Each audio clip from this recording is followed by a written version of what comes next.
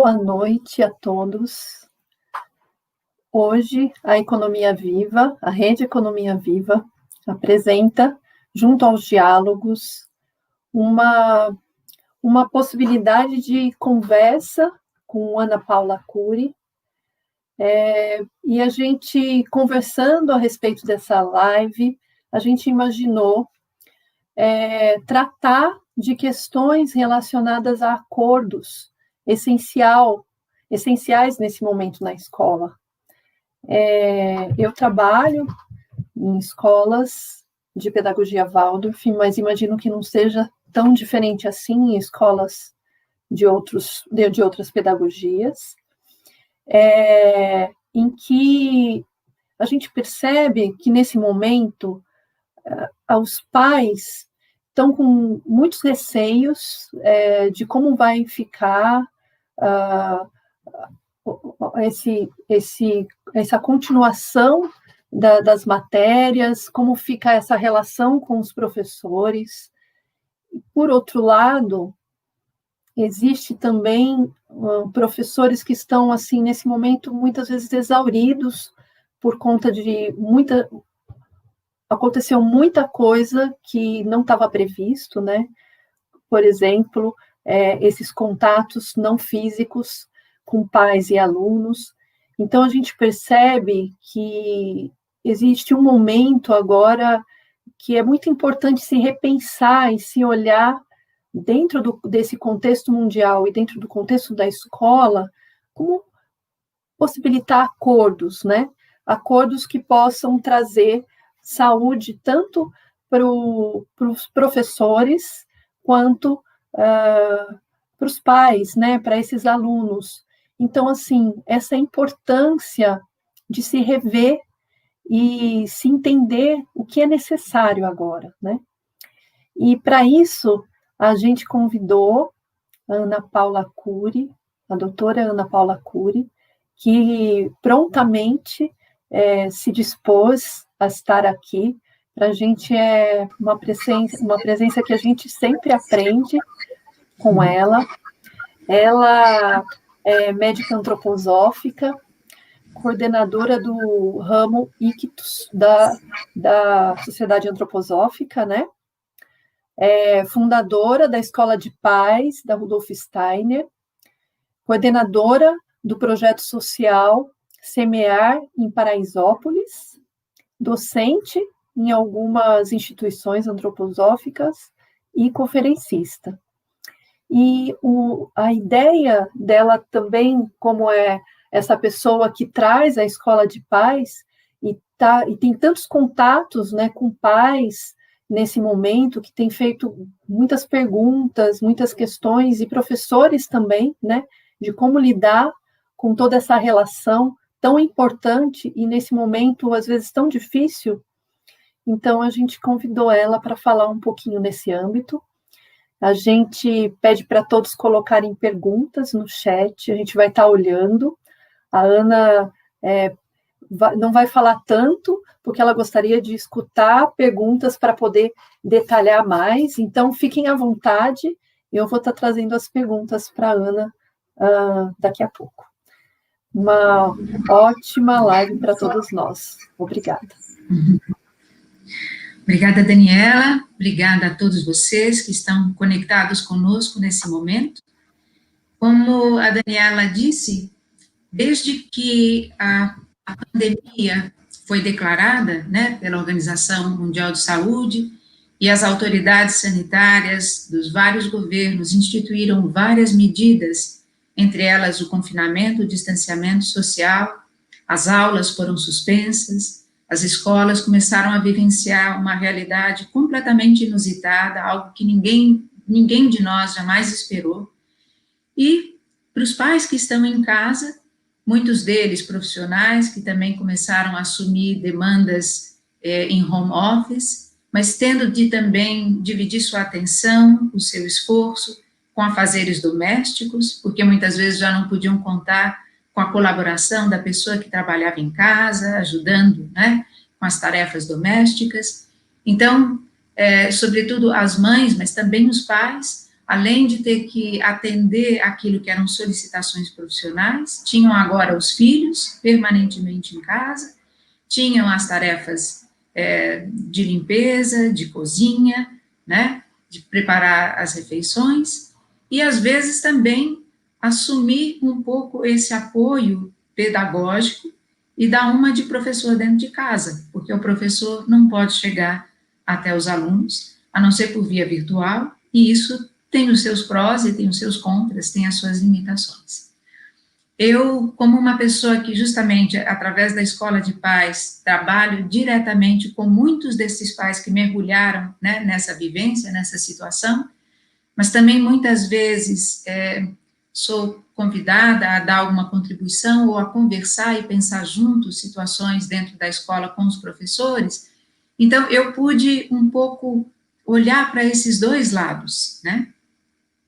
E muitas vezes os pais se queixavam da sobrecarga, quanta tarefa, quanta coisa para fazer com os filhos, se sentiam, de fato, sobrecarregados com responsabilidades que eles não se viam em condições de atender de uma maneira satisfatória, né?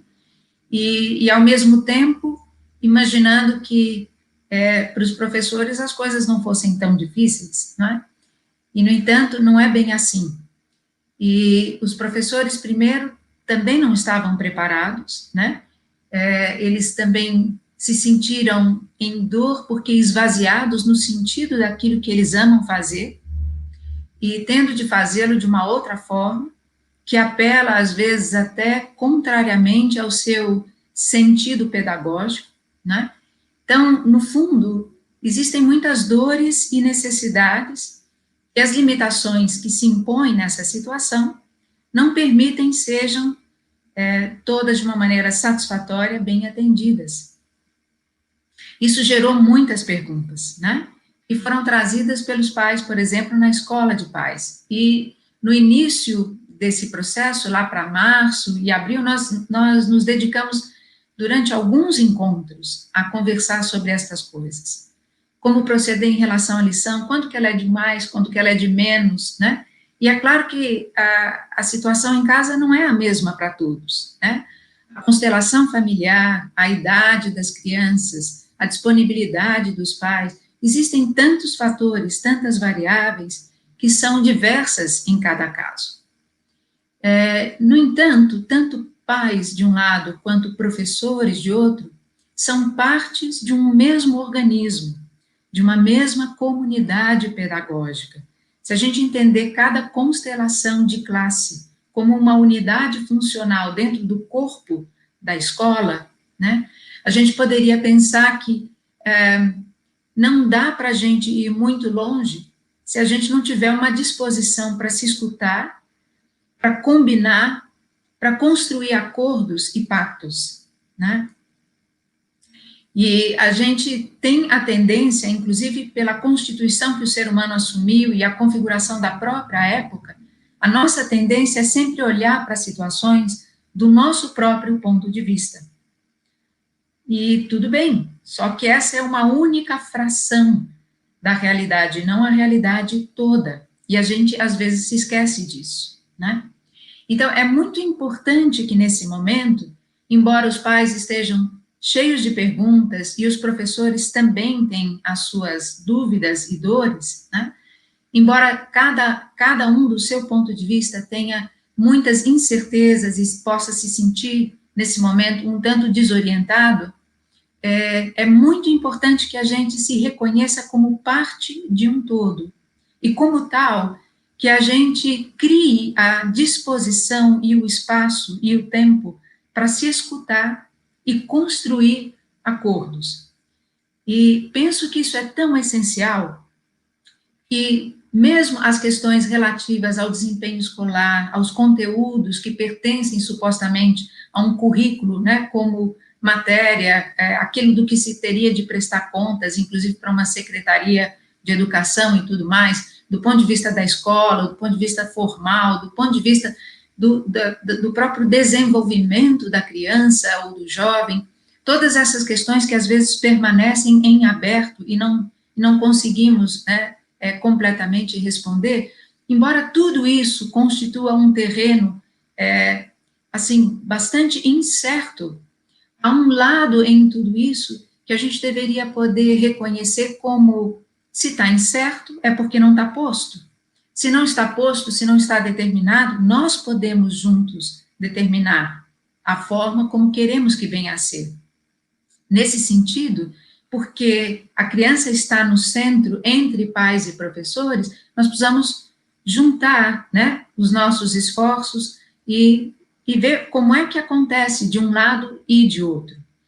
É mais importante do que os conteúdos que talvez as crianças não recebam da mesma forma como seria, mais do que essa interação que dessa maneira, daquilo que seria a forma usual, né, não está podendo acontecer, talvez eles esperem de nós que nós possamos gerenciar toda uma situação que é crítica e nova, demonstrando a capacidade de fazê-lo.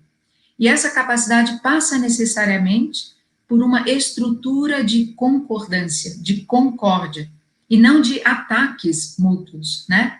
Não de um ficar criticando o que o outro faz ou deixa de fazer e que não corresponde ao que eu penso seria o desejável, o ideal ou o necessário para mim. Então, eu penso que a nossa capacidade de construir acordos faz parte, essencialmente, daquilo que agora deve ser um encaminhamento para que a gente chegue a um bom termo, né? A criança espera que os adultos saibam conduzi-la, que os adultos saibam oferecer para ela, minimamente, alguma segurança, né? Sobretudo aquelas crianças que estão num momento de maior vulnerabilidade. Alguns já são mais maduros e talvez tenham mais recursos para lidar com suas frustrações, com a situação de não reencontrar os seus pares, né? Ou os próprios professores queridos. E existe toda uma atmosfera que envolve essa situação, que também é de medo, né? Então, como é que nós, adultos, podemos gerar um ambiente de saúde, podemos combinar aquilo que é o melhor possível, mesmo tendo em conta um ideal? O ideal não para que ele seja cumprido se as condições não o permitem, mas para que ele seja como uma estrela guia que oriente a direção na qual nós queremos dar pelo menos um passo juntos, né? Acordo é uma palavra que tem no seu seio o cor de coração, né? Então, eu não vejo possibilidade de a gente avançar muito e chegar a um bom termo sem que a gente crie essa possibilidade de uma estrutura de concordância, a construção de pactos e acordos. E eles só podem ser feitos quando nós todos podemos ter direito à voz e consideração. Quando todos têm o direito de colocar e a gente mapeia uma situação e olha para ela juntos. Nós tivemos há pouco, na última sexta-feira, na Escola de Paz, a chance de fazer um exercício dessa natureza. Havia uma questão e muitas vezes as pessoas colocam essa questão esperando do coordenador, né, aquele que é meio que o mestre de cerimônias, aquele que, de certa forma, cria a moldura e cria o ambiente na qual o rito do encontro possa suceder, né, nesse caso, sou eu essa pessoa, esperam que essa pessoa venha e dê uma resposta. Mas um dos elementos e fundamentos que a gente entende da Escola de Paz enquanto um lugar de um encontro para um aprendizado conjunto e participativo, portanto, em comunidade, é que justamente a gente possa exercer não uma liderança vertical, mas a construção de uma imagem e um juízo participativo que fundamente a tomada de uma decisão compartilhada. E é isso que eu vejo agora como algo bem necessário. Nós tivemos a possibilidade de exercitar em relação a uma questão que foi colocada, uma pergunta, sobre um procedimento. Como é que nós vamos fazer em relação a isso, né? E aí nós convidamos as pessoas a se manifestarem, né? E foi colocada uma perspectiva, um ponto de vista, outro trouxe outra coisa, E na medida em que a gente se abre para considerar todas elas, né, o próprio ponto de vista que a gente tinha como nosso ponto de partida vai sendo modificado. É como se a gente fosse buscando acomodar as necessidades de todos para buscar, então, encontrar aquilo onde todos se sintam igualmente contemplados, onde todos se sintam igualmente vistos, reconhecidos e valorizados. Se nós considerarmos que cada um tem uma fração de percepção da realidade que todos estão vivendo, né, mas nem todos conhecem tudo, então, à medida que nós vamos colocando cada fração, como é que a gente soma frações quando aprende matemática? Não é? Frações de diferentes denominadores. A gente precisa buscar um denominador comum. E o denominador comum é justamente aquilo que abarca a todos. Então, digamos, se eu estou somando 1/2 com 1/3, com, sei lá, 1/5, eu vou precisar buscar um denominador que contemple, que abarque todos eles, né? Entre 2, 3 e 5, eu vou encontrar, acho que, se eu não estiver enganada, só no 30. No 30? 30 é um denominador onde o 2 pode caber 15 30avos, onde o 3 pode caber 10, né, 1/3, 10 30avos, e 1/5 também vai caber, né, como 6, é isso? 6 30avos, né? Agora nós temos uma mesma linguagem, agora nós temos um espaço que abarca a todos, e agora podemos somar e chegar num bom termo, né? Então, é preciso, às vezes, a gente chegar e colocar todas as necessidades e dores que estamos vivendo, ou como cada um de nós enxerga esta situação, né? Mas também colocar as capacidades que cada um coloca à disposição deste todo, para o bem de todo. Então, nós vamos procurar buscar não apenas que todas as necessidades possam vir a ser igualmente consideradas e contempladas, mas também vamos buscar, dentro deste organismo, aquela cota de sacrifício ou oferenda, aquilo que como talento, né, ou oferta cada um pode fazer para o bem do todo. Às vezes, numa família, os pais estão, de fato, muito sobrecarregados e não têm com quem contar. Às vezes, numa outra família, né, uma mãe é bem disponível, porque fez a opção de não trabalhar fora para cuidar dos filhos. Às vezes, ela pode ajudar aquela família a se desincumbir de alguma tarefa e ganhar tempo. Então, como é que a gente pode fazer assim, de poder celebrar um casamento entre as necessidades e as capacidades que nós temos, né? Como quando a gente vai fazer um passeio de classe numa escola Waldorf, e cada um faz uma contribuição para aquela mesa, né? Em geral, a gente leva um tanto que seria o suficiente para alimentar a própria família. Mas nós não levamos todos as mesmas coisas. Cada um leva algo de si como aquilo que sabe fazer e pode ofertar, né? E quando a mesa está posta, nós temos um grande ágape, né? De fato, um banquete. E todos podem provar um pouquinho de várias coisas distintas daquelas que já conhecem, porque trazem de casa, né? E todos, em geral, podem sair muito satisfeitos, né? Todos podem se fartar. E ainda costuma sobrar bastante coisa, né? Como no milagre da multiplicação dos pães, dos peixes, onde todos saem alimentados, né? De fato, numa época como essa que a gente está vivendo, se mais pessoas podem juntas se reunir numa atmosfera fraterna e com uma disposição amorosa, então há algo mais que pode se manifestar, que não é nenhum, nem outro, mas é aquilo que desce no centro, né? É como que numa roda, né, cada um é um ponto equidistante desse centro. Mas quando dois ou mais se reúnem em nome daquele ser cuja essência é o amor, quando a disposição que nos une é o amor por um ideal ou propósito comum, Então, há algo que pode se manifestar. Às vezes, num grupo, alguém que tem uma facilidade de colocar, de comunicar, de verbalizar, é dentro deste corpo como que a sua laringe, né, o porta-voz. Às vezes, ele é tão somente o emergente de algo que está vivendo no corpo, no corpóreo, no organismo social inteiro. O fato é que se nós pudermos aprender a criar pactos e acordos, onde tanto as necessidades, quanto os talentos, as oferendas, os dons que podemos colocar, né, em prol do todo, possam se encontrar, alguma coisa meio mágica pode acontecer. E todos participarem de de um caminho de solução, né? Não é que a solução é algo que está pronto, ela vai ter que ser cada vez mais construída. Hoje, as situações que se impõem e que nos desafiam são tão novas, tão inusitadas, que nós não vamos encontrar nos livros ou em grandes referências do passado aquilo que realmente possa responder a isso.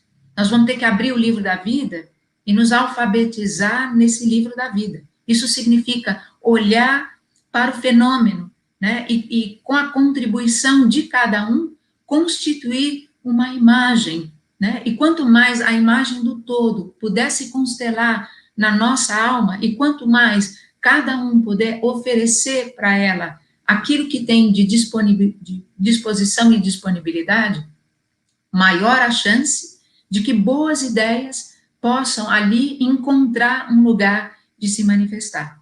Eu vou dizer para vocês que algo que muitos aqui certamente conhecem e que ficou celebrizado em versos como para esta época de Micael, né? Palavras com as quais Steiner terminou uma palestra, se não me engano, em 1910, elas dão para a gente uma referência do que os nossos tempos nos trazem e de como a gente poderia se postar perante tudo isso. São aqueles assim chamados versos para essa era de Micael, e que costumam dizer assim: temos de erradicar da alma todo o medo do que o futuro possa trazer ao homem. Temos de adquirir serenidade em todos os sentimentos e sensações para com tudo o que possa vir. Temos de ter absoluta equanimidade para com tudo que vier e sentir e pensar somente, né, que tudo o que vier nos será dado por uma direção, por uma condução espiritual, sábia, cósmica, né? Isso é parte do que a gente tem de aprender nessa era. Saber viver sem qualquer segurança na existência material, mas viver com confiança na ajuda sempre presente do mundo espiritual. Em verdade, nada terá valor se a coragem nos faltar. Por isso, e aqui tem uma chave, disciplinemos nossa vontade e busquemos o despertar interior todas as manhãs e todas as noites. Para mim, isso significa que, primeiro, não adianta a gente tentar hoje fundamentar um senso de segurança naquilo que seja puramente material. Mas preciso buscar o senso de segurança na ajuda sempre presente do mundo espiritual.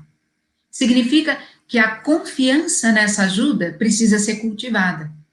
Confiança é, de certa maneira, entrega. Fé vem de fidelis, no latim. A fidelidade é o teu escudo protetor. Esse é um verso do Salmo da Confiança, né? Então, quando nós nos vinculamos com essa ajuda do mundo espiritual e nós podemos apelar a ela, nós estamos com a nossa consciência no mundo espiritual todas as noites, quando adormecemos. E existe esse ser que, na verdade, aprendemos, segundo as tradições espirituais e religiosas, a chamar de anjo guardião.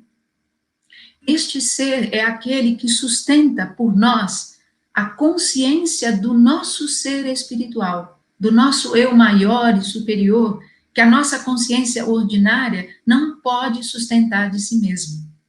Mas nós estamos na presença e, na verdade, no regaço, né, no colo desse ser, todas as noites, entre o adormecer e o despertar. Então, sempre que nós tivermos as nossas questões, né, sempre que nós tivermos as nossas aflições, preocupações, e as encomendarmos, né, a este ser, que é aquela instância mais sábia de nós mesmos, sempre que nós conduzirmos isto com um apelo, né, solicitando que isso nos possa retornar depois, como um pensamento luminoso, um insight que nos inspire, que nos ajude, que nos dê uma luz, né? E também a força para levar a efeito esse insight, uma força para um agir que esteja disposto ao sacrifício, à doação, àquilo que seja necessário a partir da nossa vontade, né? Então, se nós cultivarmos esta relação com a dimensão espiritual do nosso próprio ser, e também com o ser que anima o organismo social e espiritual da classe a qual nós pertencemos, da escola da qual nós também somos parte, né? Então, se nós aprendermos a cultivar e começarmos a fazer isso todas as noites, depois de uma retrospectiva do dia, né? De um lado, jamais nos permitir adormecer sem colher ao menos uma pérola, um milagre, né, daquilo que aconteceu e pelo que nós podemos ser imensamente gratos. E de outro lado, né, tomar tudo aquilo que seja uma pergunta para a qual eu não alcanço ainda uma compreensão ou uma resposta e encomendá-la ao meu próprio ser espiritual no mundo da noite, onde a minha consciência estará.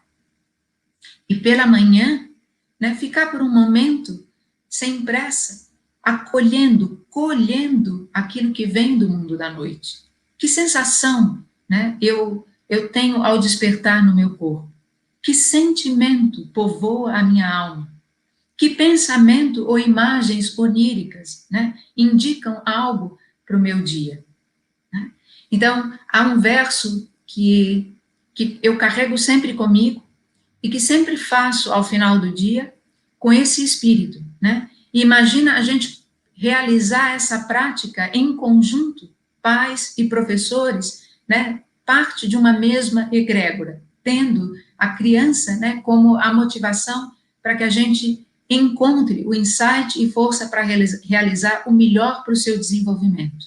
Então, nós podemos dizer: carrego meu pesar ao sol poente. Quer dizer, ao final do dia, quando o sol se põe, tudo aquilo que me pesa, tudo aquilo que como aflição, preocupação ou temor pesa em mim, tudo isso eu carrego e agora coloco minhas preocupações em teu colo resplandecente.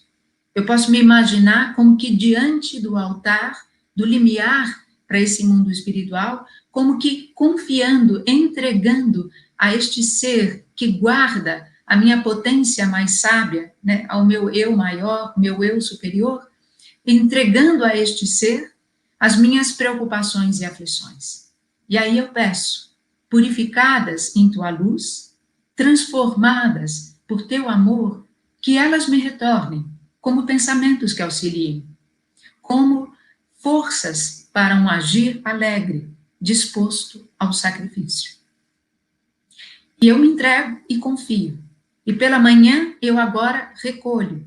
Pode ser que a princípio eu não tenha clareza, né, de nenhum insight, mas se eu confio, né, que eu estou agora cultivando esse laço, e porque isso é uma lei, né, pedi e recebereis, batei e abrir-se-vos-á, né, se o meu apelo, se o meu pedido é genuíno e sincero, se a minha busca está fundamentada realmente por uma aspiração pela verdade e pelo bem daqueles a quem eu quero servir, como pai, nesse caso, ou como professor, né, ao aluno.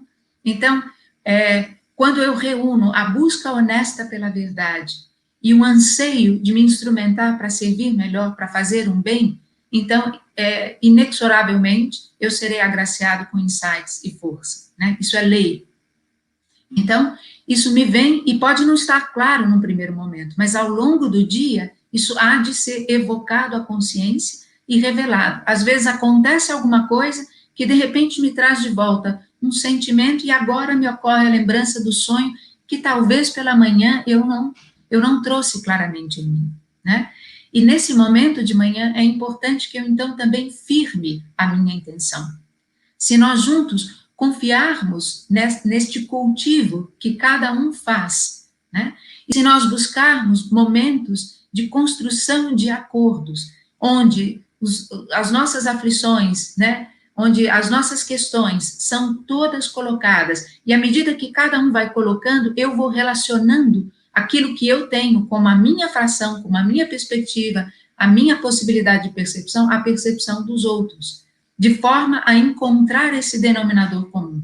Então, se isso se formar, se isso se plasmar na minha alma, então a gente começa a ter a condição para que estes impulsos se manifestem entre nós. E podem acreditar, hoje, o espírito de Micael, como arauto e semblante do ser que quer hoje se manifestar na consciência humana.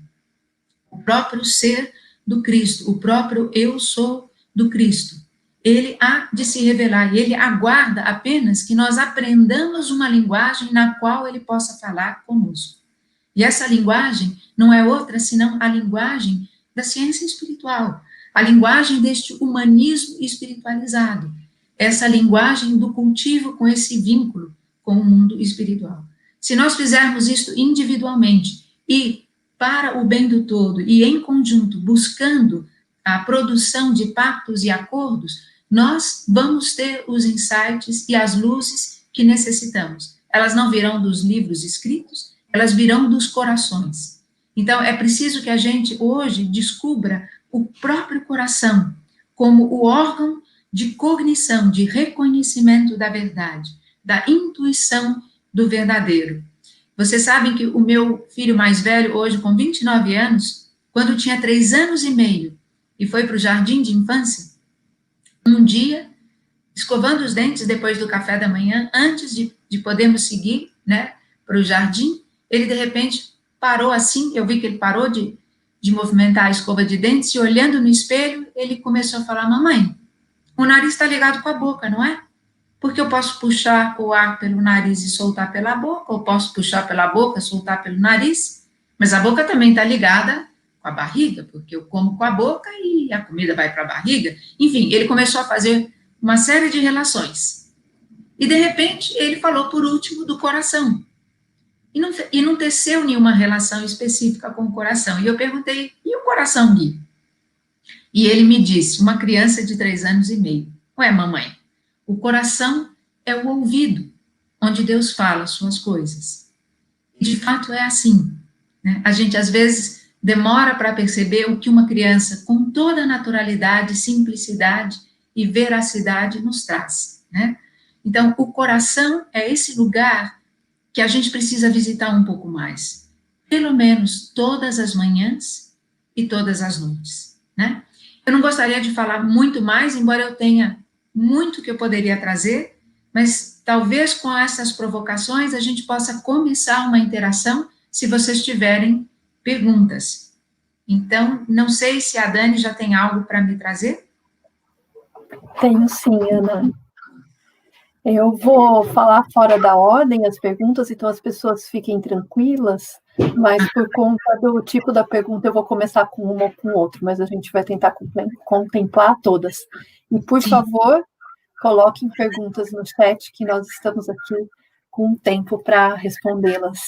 E é um prazer poder ter a Ana para, né, uma conversa tão importante, quase particular, né, podendo responder a perguntas de todos nós. A Tatiana, ela coloca assim: como lidar com a culpa de não cumprir com as demandas vindas da escola por conta das sobrecargas profissionais dos pais que seguem trabalhando em casa, com todas as adversidades trazidas por este período tão particular? Tatiana, né? Isso.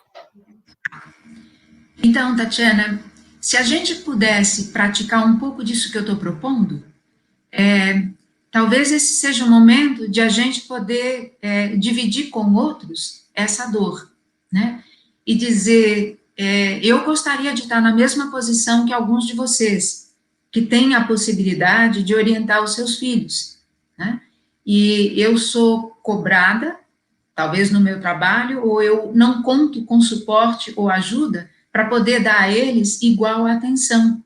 E isso me pesa, né? Eu me pergunto se alguém não poderia vir em teu socorro, alguém que tem mais disponibilidade. Eu sei que as medidas que foram impostas, né, pelas autoridades sanitárias, ou propostas, né, elas preconizam o isolamento social. É claro que a gente precisa ter também muito bom senso, sabe?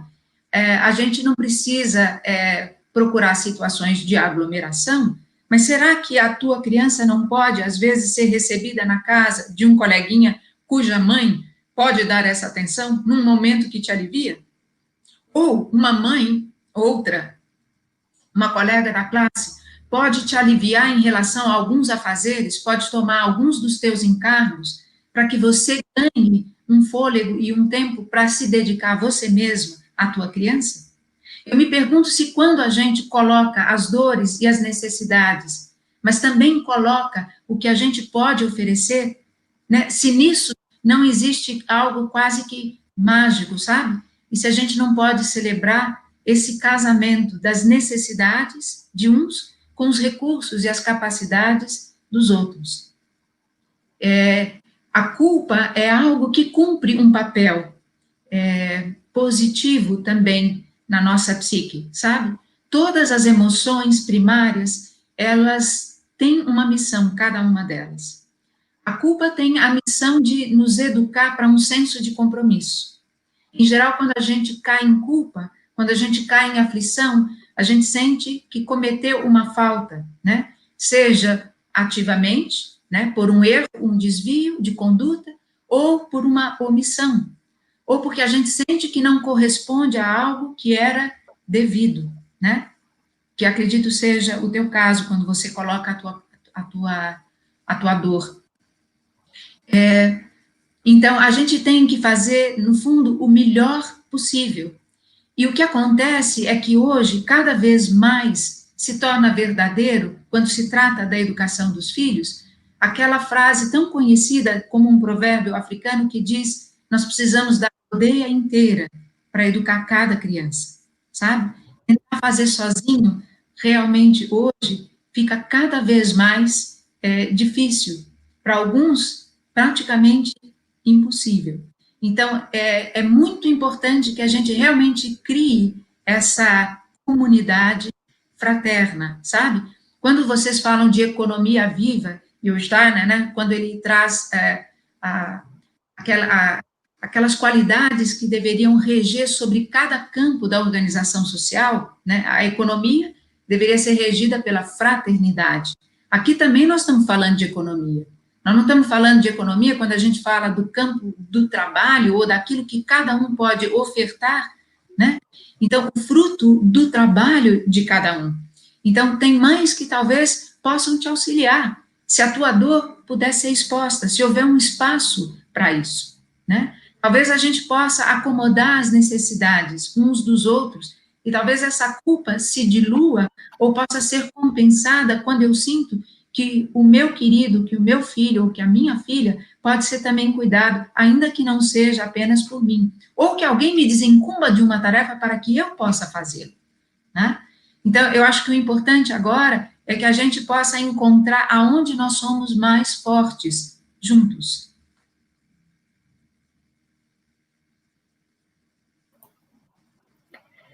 Ana, obrigada. A gente tem mais uma pergunta da Michele Raposo.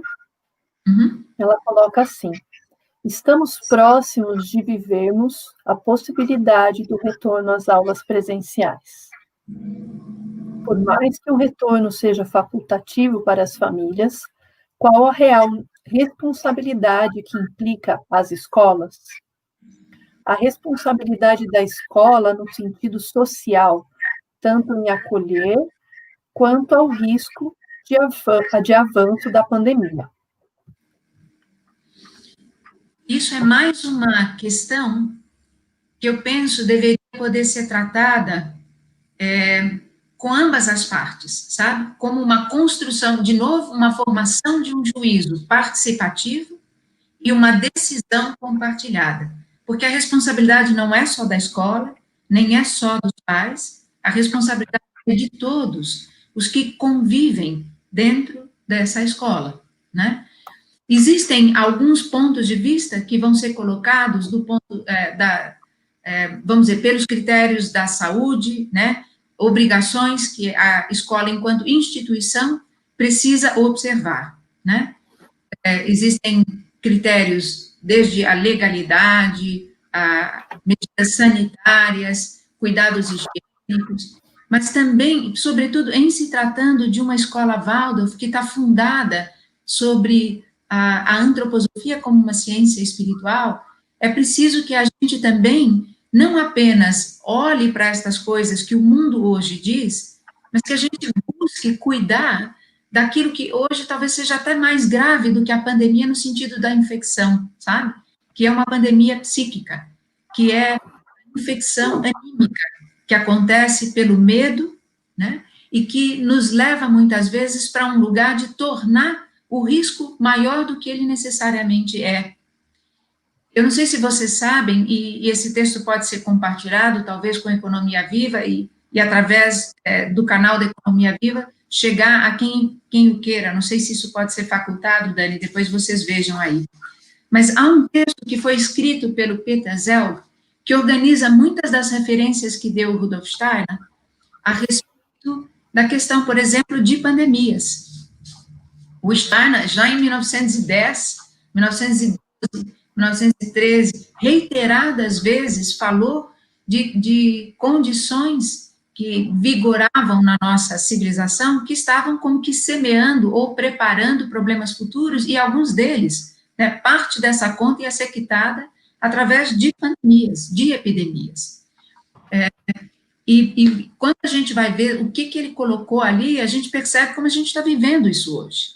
Mas ele também falou de como, pior do que as epidemias, seriam as influências, vamos dizer, da mentalidade materialista que acaba apregoando e alarmando com o medo, né? Tem uma imagem que eu imaginei que talvez eu pudesse trazer e usar, e agora eu acho que é a ocasião para isso.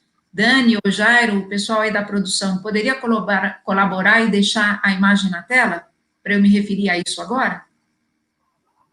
Então, eu não sei se vocês conseguem ver, para mim aparece bem pequenininho, mas esse é um diagrama que está contido num dos capítulos do livro O Consultório Pediátrico, da doutora Micaela Glucker. Talvez muitos de vocês o conheçam.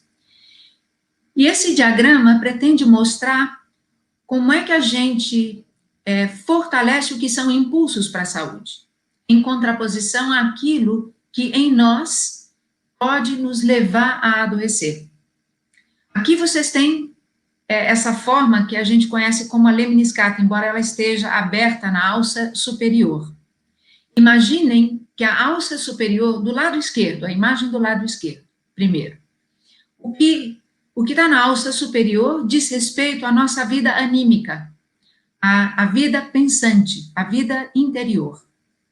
E o que está embaixo se refere à vida biológica. Em linguagem antroposófica, a gente diria, na alça inferior, corpo físico e corpo vital. Na parte superior, o que diz respeito ao corpo anímico, ao astral e o eu, né? Então, a alma, ela se serve do instrumento do corpo. O corpo é como um aparelho refletor e, através dele, a alma se expressa, não é? Então, num espelho, vocês sabem, a imagem aparece invertida.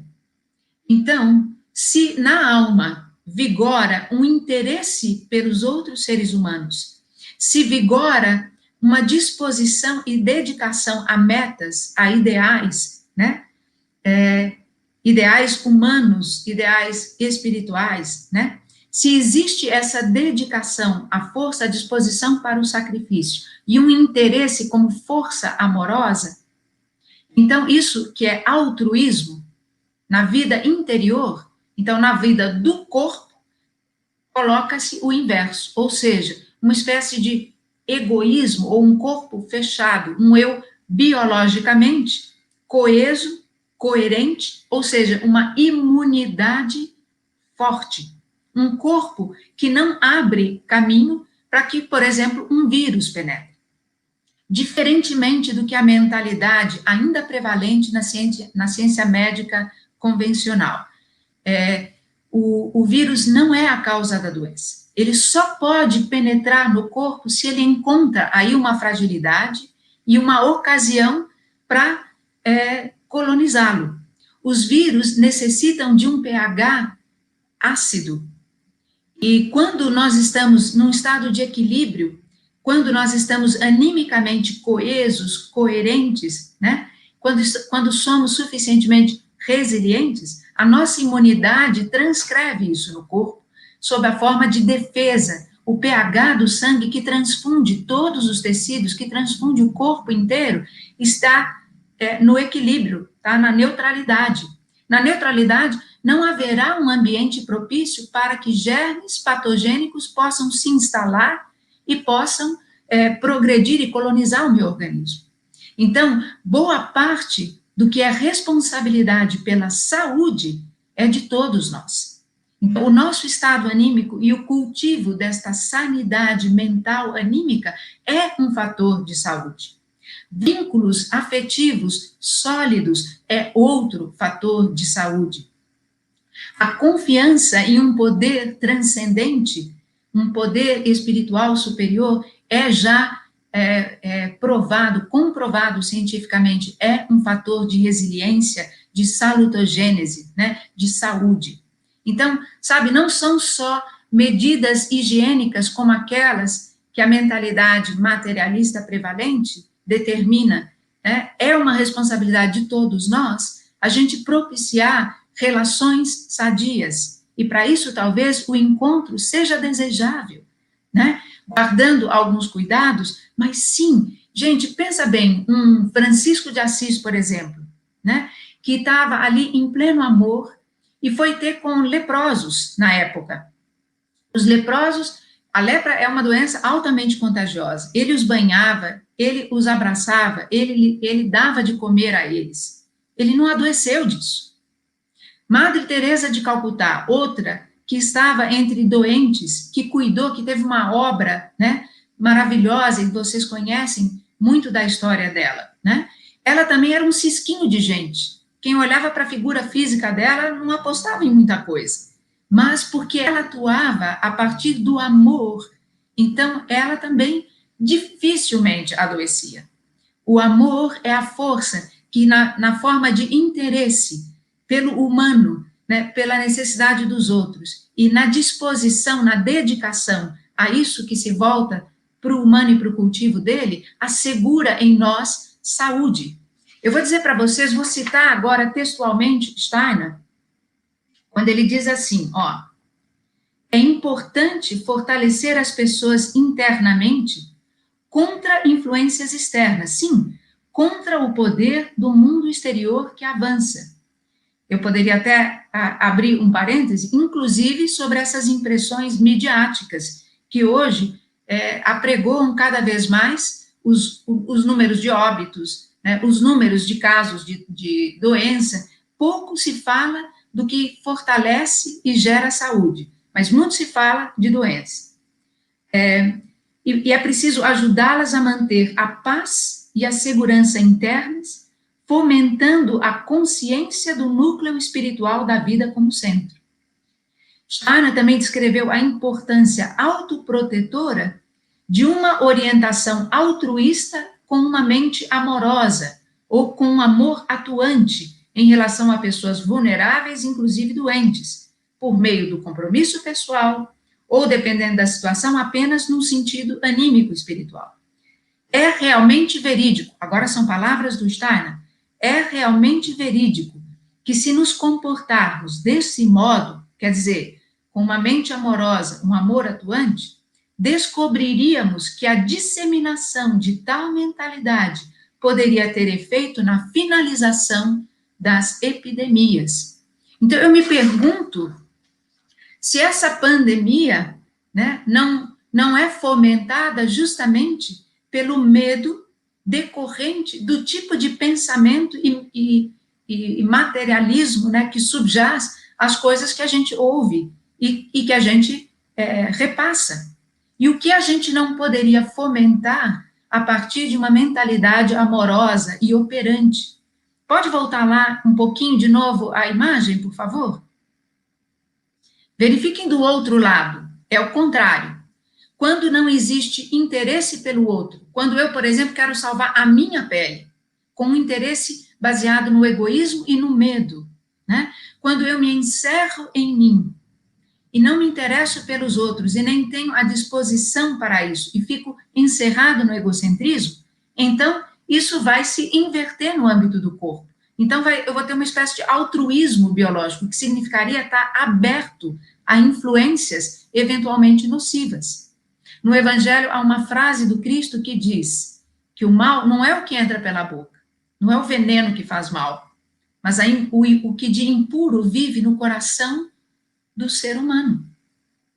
Então, se nós cuidarmos daquilo sobre o que a gente tem poder, que é nós mesmos, e o ambiente que está imediatamente à nossa volta, se nós pudermos contribuir para um ambiente animicamente saudável, eu tenho certeza que nós vamos ter muito menos risco do que se a gente simplesmente observar medidas sanitárias, higiênicas, né, e guardar muito medo na alma. Se a gente estiver muito preocupado com o que de ruim vai suceder, né? Então, eu diria que nós precisamos conversar sobre estas coisas. E se nós pudermos implantar em nós esta convicção e os cuidados de que nós podemos nos cercar para termos entre nós uma relação saudável nesse sentido, eu asseguro a vocês que outras coisas que são igualmente nocivas seriam sanadas. A dor e a frustração de jovens e crianças que não podem estar com seus pares, né, que não podem ver seus professores, que não podem aprender na atividade, né? Então, muita força de saúde viria disso, que hoje está impedido de acontecer. Eu espero ter contribuído, né, para um pensamento. Na verdade, não é uma resposta, são subsídios, né, para uma conversa que precisa acontecer entre pais e escola, né? Uma responsabilidade, o compartilhamento da responsabilidade e das decisões. Ana, a Milênia fala, boa noite, querida doutora Ana Paula. Boa noite. E ela faz uma pergunta que é muito parecida com o que você já está falando, então por isso eu estou trazendo para ver se você quer complementar com mais alguma questão. Poderia nos falar um pouco sobre o que pensa da retomada das aulas presenciais neste momento? Entre parênteses, uma visão médica. Então, eu preciso lembrar isso, né? O fundamento da medicina que eu exerço é a antroposofia. Então, a concepção do ser humano é muito distinta daquela que orienta a visão médica alopática. Não que a alopatia tenha sido sempre assim. Ela se originou no limiar dos mistérios, né? Hipócrates ainda foi um médico e cientista dos antigos mistérios. Então, nos primórdios, a medicina ainda era permeada de uma sabedoria espiritual. Mas, quanto mais o tempo avançou, mais a visão médica foi se tornando permeada de uma mentalidade materialista, reducionista, que mal compreende o corpo físico humano. A gente aprende no cadáver, que não é mais o ser humano, mas aquilo que foi dele despojado, né? A gente tem uma ciência que só pode abarcar o inorgânico, que não compreende sequer os processos vitais, como eles verdadeiramente são. Quanto mais a atuação daquilo que é o anímico, né, sobre esta corporalidade. Então, pensando numa visão médica antroposófica, eu acho que sim, nós precisamos ter cuidados no sentido da transmissão, né, cuidados de higiene, cuidados com medidas sanitárias, mas, sobretudo, nós precisamos cuidar da saúde, mais do que ficar preocupado com a doença, sabe? se nós cuidarmos de fortalecer aquilo que é sadio em nós, nós podemos vir, né, para uma prática do amor em ação, que do ponto de vista dos professores, é isso, né? Para eles, o amor é poder ensinar, é poder compartilhar a atividade neles viva, que é continuamente aprender. Vocês acham que o professor já sabe aquilo que ele vai ensinar? Ele está preparando, e nesse preparo ele está aprendendo, ele está amando aprender e dando à criança a referência para que ela o apreenda de si mesmo, né? A gente sabe que as crianças só podem aprender por afeto, estabelecendo um vínculo existencial com o conteúdo que é trazido, com a forma como ele é veiculado e com o próprio professor, né, com o ser humano que diante deles estimula esse processo. Quando esse afeto não pode se estabelecer, dificilmente haverá apreensão de conhecimento, né? Então, a gente pode ser bombardeado de informação, não quer dizer que a gente o interiorizou, que a gente estabeleceu com ele um vínculo existencial e que isso vai se tornar para nós o fundamento do desenvolvimento de competências e habilidades, né? O sentido mais essencial de a gente ir para a escola é desenvolver a nossa humanidade, nas relações sociais, na relação com aquilo que é oferecido como conhecimento. Não é o conhecimento em si que importa, mas o que em nós como capacidade se desenvolve no confronto, né, no encontro com aquilo. E, enfim, é isso que também traz a gente cada vez mais para aquilo que estamos destinados a ser. Isso é fonte de saúde, gente. Então, eu acho que nós estamos muito acuados, demasiadamente acuados, e tudo que a gente tem feito tem sido para evitar algo do que se tem medo, e que se projeta numa visão muito sombria. A realidade não é assim necessariamente. Os nossos pensamentos e sentimentos também configuram realidade. Então, nós precisamos, sim, cuidar daquilo que é dito, como medidas de higiene, mas eu entendo que a gente deve voltar para esses encontros aos poucos, e se a escolha é dada, se ela é facultativa, aqueles que já têm a coragem bastante para isso, devem começar a viver isso, né? Eu o faria, né? O faria de bom grado. E acho que aqueles que se sentem, né, corajosos o bastante, confiantes o bastante, amparados o bastante para fazer, deveriam poder fazer.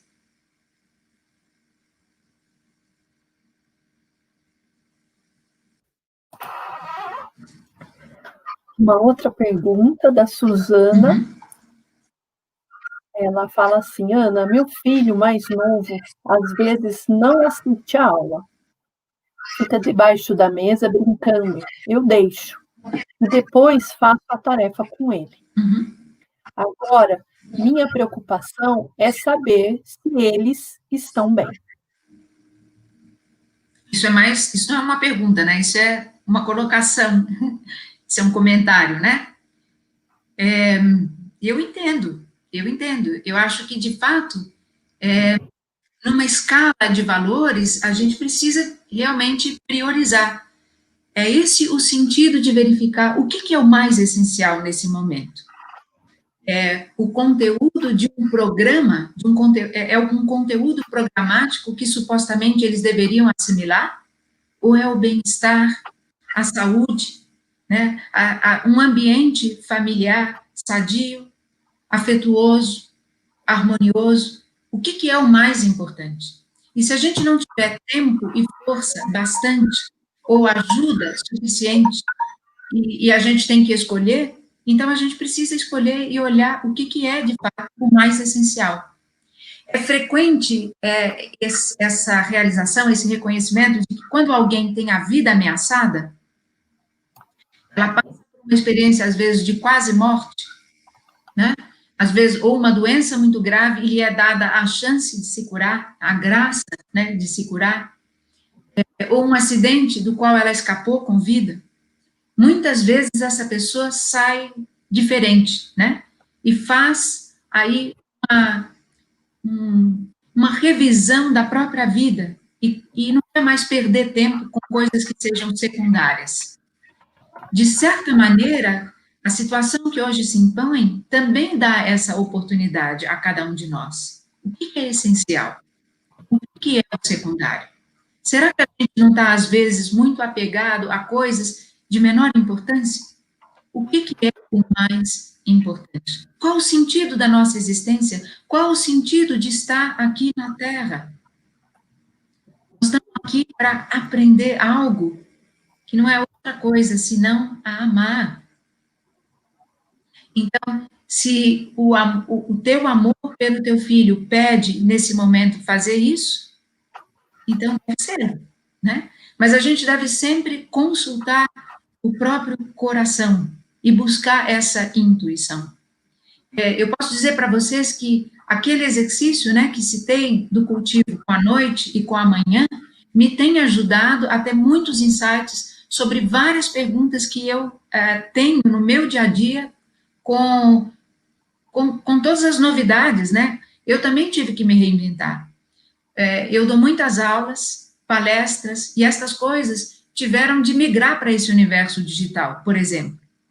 E antes eu podia olhar para o semblante das pessoas, eu podia me guiar e me sentir inspirada pela forma como elas olhavam para mim. Hoje eu não posso mais, eu não vejo as pessoas. Nesse momento eu não vejo nenhum de vocês. Eu não sei quantas pessoas estão aqui, eu não sei quem são, eu não sei como elas me escutam, como elas recebem o que eu estou falando, se elas compreendem ou não, se elas sinalizam de uma forma não verbal que eu devo sim seguir por esse caminho ou que eu deveria talvez fazer uma mudança de rota. Eu não posso mais me apoiar nisso. Essa foi uma pergunta que eu joguei para a noite e colhi no meu coração.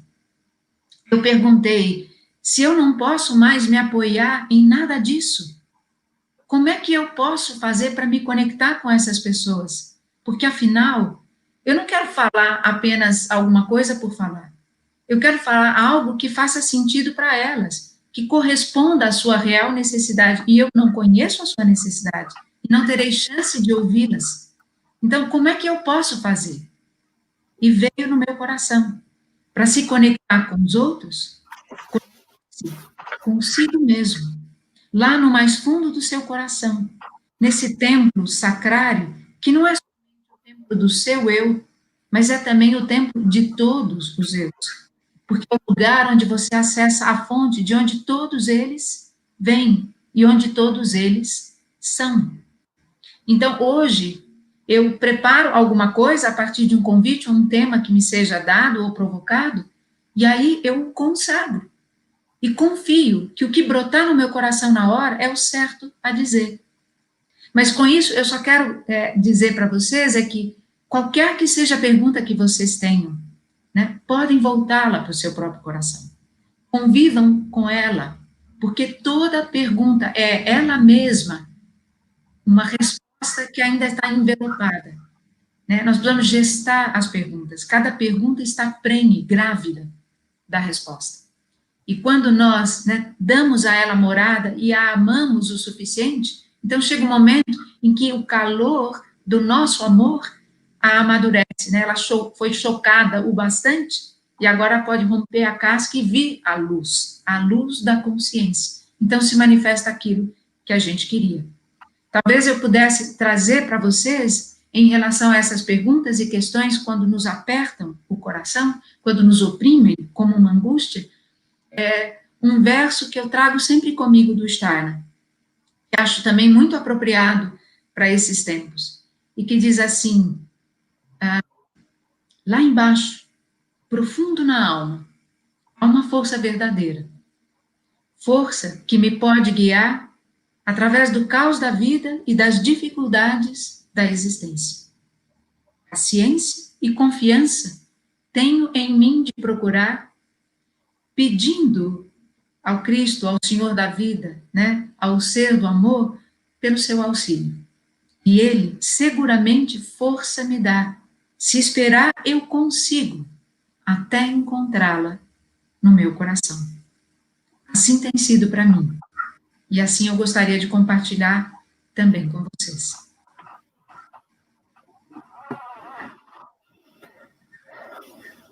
Muito gostoso estar escutando essas questões que vão além desse momento, de qualquer questão que a gente precise se colocar e entender, não é? E agora, nesse momento que o isolamento social ele está muito forte, poder estar junto de nós dessa forma é incrível. Eu agradeço essa meditação, Ana. Temos mais perguntas. Uhum.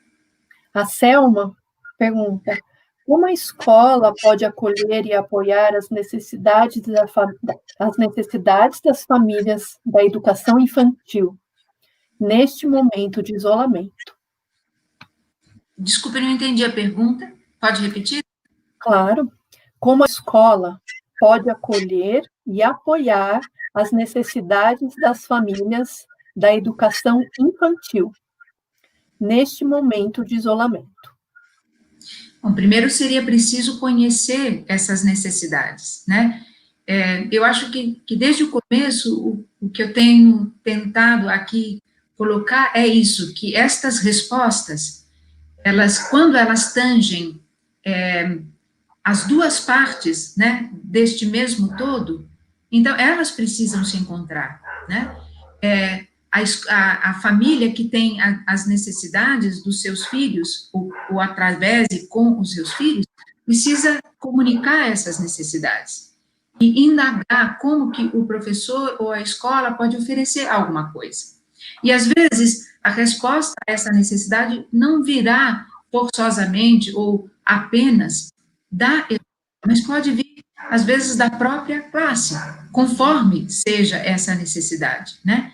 Então, o que eu entendo é que nós, hoje, via de regra, pela Constituição individualista, né, que nós assumimos, isso é da natureza da nossa época, do ser humano da nossa época, nós vemos as coisas apenas do nosso próprio ponto de vista.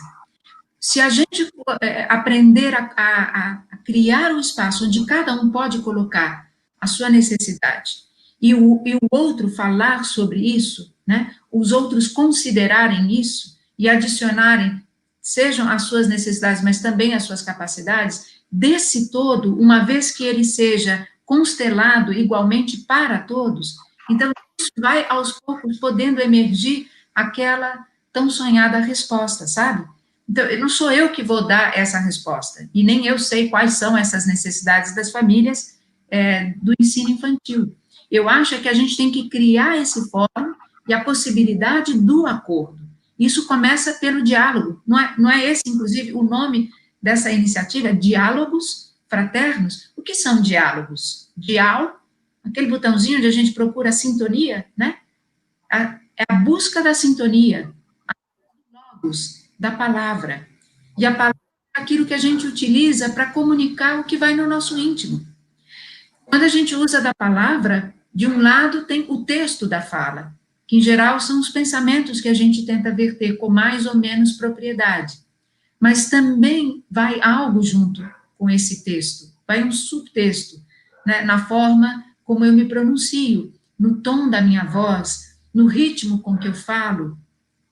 Então, existem muitas coisas que não são simplesmente explicitar qual seja a necessidade, mas o ser humano que se coloca, né, e que se manifesta através dessa palavra. Então, o que eu estou propondo é que todos possam, juntos, conversar, e desta conversa, deste diálogo, né, desta busca da sintonia, possa emergir um bom termo, que atende e acomoda a necessidade de todos, não só da família, da escola também. Encontrar o melhor possível, né? Hoje existem muitos ataques e polarizações. Às vezes os pais cobram atitudes da escola. Às vezes a escola espera algo dos pais. Nem sempre os pais estão em condição de corresponder ao que a escola espera, e vice-versa. Então, a gente exigir do outro algo, porque isso é o que a gente supõe, ou, né, onde é que é isso que cada um tem que fazer. O que existe, a realidade, é aquilo que cada um está vivendo, e é disso que a gente precisa conversar, né? Não do que a gente supõe que deveria ser, mas a gente tem que conversar daquilo que cada um está vivendo e construir o melhor acordo possível que vai fazer o bom termo para todos. Há uma passagem de um ciclo de palestras que o Steiner dá sobre o Evangelho de João, um ciclo que ele dá em Nuremberg, e ali ele faz uma menção a algo, daqui a pouco eu posso até citá-lo textualmente, mas o que eu queria trazer para fundamentar ou relacionar com essa citação é o seguinte: nós estamos falando de duas partes, né? Pais, família e escola, professor. Mas, no fundo, dentro da gente, existe uma multidão de aspectos. Dentro da gente mesmo, muitas vezes, existem interesses em rota de colisão, né? Às vezes, a mãe, alguém trouxe a culpa, né? Porque a mãe não tem tempo bastante para estar com o filho. A mãe fica culpada quando a profissional satisfaz as suas demandas. Então, tem ali um conflito de interesse entre a mãe e a profissional dentro da mesma pessoa. Dentro de nós vivem várias subpersonalidades, se eu posso assim dizer. Dentro de nós vivem contradições, vivem querelas. E tudo o que hoje a gente enxerga no mundo como uma impossibilidade, porque não há essa disposição de harmonicamente, né, buscar o bom termo para todos, que fazem parte, que pertencem, né, àquele mesmo organismo social, porque isso é apenas a amplificação reverberada, né, ou a reverberação amplificada do que a gente traz dentro da gente mesmo. Nós precisamos começar a construir acordos desde nós.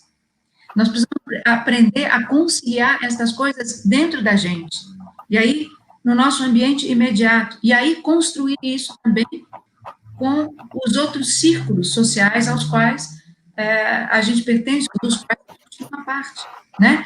Então, eu acho que a pergunta deveria ser formulada dessa maneira: como que a escola pode apoiar a necessidade? Eu formularia de outra maneira, eu diria: como é que nós juntos podemos pensar essa questão onde nós temos essa necessidade como família? E quais são as da escola? E o que todos nós podemos juntos oferecer para acomodar e sanar ou corresponder o mais possível às necessidades de todos, para que todas elas sejam contempladas. Percebem? Então, olha, a citação que eu gostaria de fazer do Steiner diz assim, no 11º capítulo do GA 112, né, a página 183 da segunda edição do ciclo O Evangelho segundo João. Ele diz assim: os homens só poderão abster-se do confronto exterior por causa da sua diversidade de posições, de opiniões, da sua diversidade de sentimentos e atos no mundo sensorial, quando eles encontrarem e enfrentarem em si próprios aquilo que, do contrário, extravasaria para o mundo exterior. Quer dizer, os conflitos que eu trago em mim, se eu não os encontrar, de fato, se eu não os abarcar com a minha consciência, então eles se projetam como polarização no mundo exterior. Não combaterá a opinião da outra alma quem primeiro voltar-se para si próprio e combater o que tiver de ser combatido aí dentro, estabelecendo harmonia entre os diversos membros da sua entidade. Assim, ele se defrontará com o mundo exterior não como um combatente, mas como um ser amoroso. Trata-se do desvio do conflito exterior para o íntimo do homem. As forças que vigoram na natureza humana devem poder se harmonizar interiormente, primeiro. Nós devemos considerar duas opiniões opostas, dizendo: essa é uma opinião que se pode ter, essa é uma outra, também possível. Porque vamos combinar, todo mundo tem razão do seu próprio ponto de vista. Só que um ponto de vista é só um ponto de vista. Existem outros, pelo menos mais 11, né? Como que, né, em 12 estações, né? Olhando circularmente a situação. Então, devemos considerar duas opiniões opostas dizendo, essa é uma opinião que se pode ter, aquela também é possível. Mas eu reconheço apenas, se eu reconheço apenas uma opinião como justa, se eu só considero justo o que eu desejo, batendo a outra opinião, eu vou entrar em conflito. Se eu achar que a minha necessidade deve ser apoiada e a escola não faz isso, eu vou entrar em choque, em conflito, em animosidade. Defender apenas a minha própria opinião significa permanecer no egoísmo. Mas considerar meu comportamento como único justificado, né, vai inviabilizar um acordo.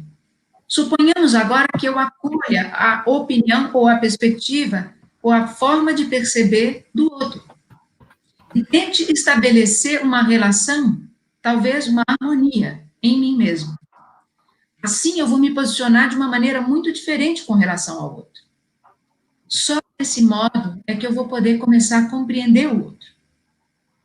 O desvio do conflito do mundo exterior para uma harmonização das forças interiores do homem, eis como nós poderíamos exprimir o progresso da humanidade. Vocês vão ver que cada vez mais as questões só serão resolvidas se nós nos juntarmos para olhar para elas, para tentar compreendê-las. E dessa compreensão permitir que emerja uma solução compartilhada. Por intermédio do Cristo, o homem tem a oportunidade de tornar-se harmônico em si mesmo, de encontrar a possibilidade de harmonizar as forças no seu íntimo. Cristo dá ao homem a força para extinguir o conflito em si próprio. Vocês acham que o conflito vem da diferença? Vou dizer para vocês, não. A diferença pode ser motivo de enriquecimento mútuo, exatamente por ser diferente. Porque então ela agrega algo que eu não conheço, que eu não possuo. O que faz a diferença se tornar mote para o conflito não é a diferença em si, é a má comunicação, é o não colocar em relação uma diferença com a outra, é tentar assumir a minha e fazer que ela prevaleça ou obtenha supremacia sobre a outra, é tentar convencer o outro de que eu tenho razão. A gente tem que começar a renunciar a esse tipo de postura e realmente desconstruir os nossos preconceitos. Esse é o paradoxo da nossa época. A gente chegou à bomba atômica, a gente explode o átomo e não desconstrói um preconceito, como uma muralha que nos impede de enxergar o outro na sua necessidade. A gente está sempre reclamando aquilo que vai corresponder à nossa necessidade. Mas não é assim que São Francisco ensinou? Pois é dando que se recebe, é compreendendo que se é compreendido, é amando que se é amado. É isso que é a fraternidade na economia, sabe? Aquilo que eu der em confiança. Então, esperem, vocês também receberão segundo a sua necessidade. Busca primeiro o reino de Deus em ti. O que é o reino, se não é essa instância do amor, o eu preenchido do amor? Busca o reino primeiro. E a sua justiça, quer dizer, entra em harmonia com aquilo que é o teu destino, aquilo que o karma, como justiça divina, te propõe, te traz. Diz sim para aquilo que a vida te coloca na frente. Né? Busca o reino e a justiça. O resto é acréscimo. Confia que te vai ser dado. Mas a gente faz o inverso, a gente subverte a ordem das coisas. A gente quer o resultado, a gente corre atrás do acréscimo. A gente perde de vista o essencial. Acordo, coração. Procura o acordo consigo mesmo. Concilia aquilo que dentro de você pergunta em contradição. Olha para estas questões dentro, acolhe, se escuta. Quanto mais você fizer isso consigo, mais haverá em uma reciprocidade a abertura para a escuta do outro. E aí, sabe, as coisas vão se resolvendo dentro e fora. Há uma sincronicidade e uma reciprocidade entre aquilo que a gente gera como realidade interna e o que a gente gera como realidade externa. E isso sana. Isso sana dentro, isso sana fora. Acho que é isso.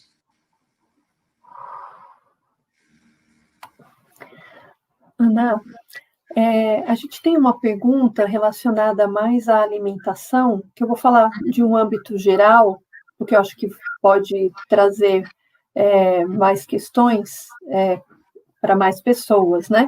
Então, você indicaria alimentos mais propícios para esse momento, ou talvez alguma leitura nesse sentido para quem queira olhar para isso?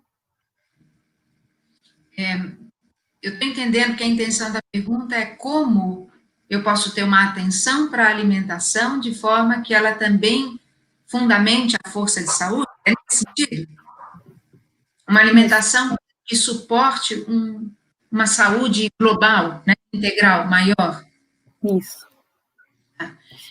Naturalmente, para quem isso é possível, a gente sabe que nem para todo mundo é, mas para quem pode buscar alimentos de boa procedência, no mínimo orgânicos, né, e idealmente biodinâmicos, esses são alimentos portadores de forças vitais. Esse é o primeiro aspecto. Quando a gente vai ao Antigo Testamento, alimento era chamado de víveres. Hoje é difícil a gente poder falar de alimento assim. Víveres porque eles portavam forças de vida, né? Forças cósmicas. Os alimentos, sobretudo os vegetais, como diz o Caetano, né? Quando ele canta luz do sol que a folha traga e traduz em verde novo, em força, em graça, em luz. Quando a gente come, a gente está comendo luz transformada, né? A gente tá trazendo forças cósmicas que podem ser vivificadas em nós, né? O alimento vai se tornar proteína estrutural, carne e força, tentar o corpo a serviço do espírito, na sua experiência terrena. Então, quanto melhor for a procedência do alimento, no sentido de não ser industrializado, de não ser adicionado de tantos químicos, conservantes, de poder ser orgânico e ou biodinâmico, isso como ponto de partida. Depois, se a gente puder observar uma alimentação que realmente estimule integralmente o ser humano, e aí a gente tem essa noção, isso serve talvez como um critério, de que o ser humano tem uma relação com a planta típica, os vegetais, como se um fosse a imagem invertida do outro. Então, nós temos cabeça, tronco, membros, a planta tem raiz, caule, né, caule, folhas, flor e fruto. Então, tudo o que é raiz e cresce debaixo da terra é semelhante ao que vive na dinâmica dos órgãos neurosensoriais.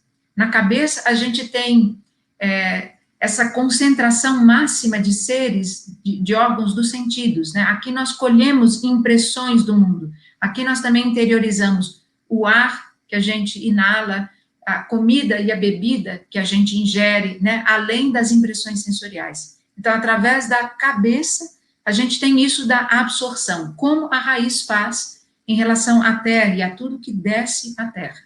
Então, a raiz absorve, e ela guarda a relação com a dinâmica da cabeça. Então, as raízes estimulam os órgãos neurosensoriais. O talo e as folhas são os órgãos da planta mediante os quais se processa a circulação da seiva, né? E também a respiração na superfície das folhas. Então, o que estimula em nós os órgãos respiratórios, né, do sistema circulatório e respiratório, quer dizer, os órgãos rítmicos aqui no tórax, são talos, folhas, né? Então, se a gente tiver uma variedade de tons e folhas, né, folhas claras, folhas escuras, folhas verde claras, verde escuras, a gente está estimulando circulação e respiração. E, sobretudo, quando a gente se alimenta de flores e frutos, o que são flores e frutos? Por exemplo, couve-flor, brócolis, alcachofre, tudo isso é flor. E fruto? Abobrinha, chuchu, moranga, berinjela, tomate, tudo isso é fruto. Então, se a gente se alimentar de flor e fruto, a gente estimula e traz forças para o desenvolvimento, para a nutrição, para o estímulo dos órgãos metabólicos para os órgãos sexuais, né, para os membros. Então, se a gente imaginar uma alimentação que contenha grãos, né, cereais combinados com leguminosas, pelo menos um representante de raiz, pelo menos algum representante de talhos e folhas, e representantes de flores e frutos, a gente terá uma refeição completa que estimula e traz ao humano, né, tudo de que ele necessita. Se a gente quiser ainda refinar isso, então a gente pode, por exemplo, tem um livrinho dos textos escolhidos do Stana, que traz, a partir do senso da alimentação, relacionado com a natureza anímica, né, com os temperamentos, aquilo que nos ajuda a equilibrar as nossas tendências unilaterais. Então, eu posso, compreendendo, né, a natureza anímica de uma criança e a minha própria, aquilo que predomina como uma tônica de todas as têmperas, de todos os matizes da minha alma, do meu ser, né? Se eu sou predominantemente um ser colérico, né? Ou se eu sou predominantemente um fleumático, ou um sanguíneo, ou um melancólico, qual é a alimentação que mais me equilibra? Uma outra possibilidade existem, por exemplo, possibilidades de a gente testar os alimentos que são específicos para a nossa constituição biológica, ou para uma fase que a gente esteja atravessando, animicamente também, né? E existem técnicas que nos permitem, então, verificar qual é o alimento que me fortalece e qual é o alimento que me enfraquece. Existem técnicas de contato com o teu subconsciente através de cadeias musculares, da cinesiologia, né? Então, existem os testes da cinesiologia que podem confirmar, através de perguntas dirigidas ao próprio corpo e à sabedoria que preside aos processos do próprio corpo, através de sim ou não, né? Então, testes que podem ser feitos, né, por exemplo, fazendo uma pequena resistência, isso é uma pessoa fazendo no outro, né?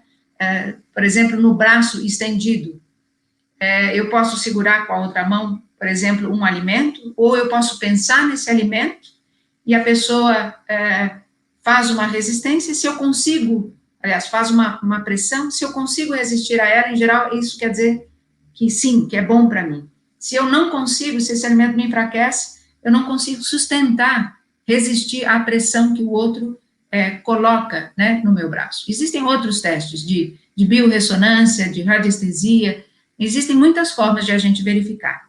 E aí a gente vai refinando, especializando, mas como orientação geral, acho que isso aí dá bem para o gasto.